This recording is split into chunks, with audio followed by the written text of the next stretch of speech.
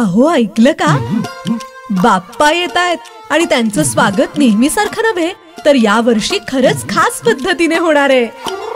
घरात मोदक तयार होतायत, पुरणपोळीचा नैवेद्यही वाट पाहतोय. घर झाडून पुसून सजवलं जातंय.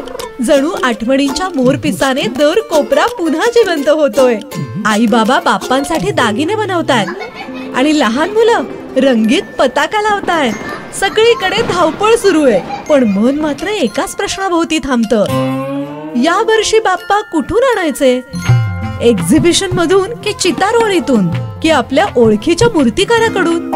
प्रश्न सोपा वाटतो, पण उत्तर मात्र खोल आहे. कारण यंदा आपला निर्णय ठाम आहे. पीओपी नकोच. या वर्षी आपल्या घरात येणार फक्त शुद्ध मातीचे बाप्पा. कारण पीओपी म्हणजे पर्यावरणावर जखम आणि मातीचं रूप म्हणजे आपली संस्कृती, आपलं मूळ. तेच बाप्पा जे पावसाच्या पहिल्या थेंबात मिसळतात, मातीतल्या गंधासोबत घडतात आणि विसर्जनाच्या पाण्यातही संपून जात नाहीत तर आपल्या आठवणीत रुजतात. तर मग ठरवलं का? चला भेट देऊया नागपुरातला हरवलेला कुंभारपुरा, जिथे बाप्पा हातांनी घडतात, प्रेमाने सजतात आणि श्रद्धेने साकार होतात. खरे बाप्पा मातीचे, मूळचे आणि मनाचे.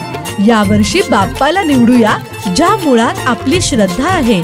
शुद्ध मातीचे बाप्पा, फक्त नागपूरच्या कुंभारपुरातून.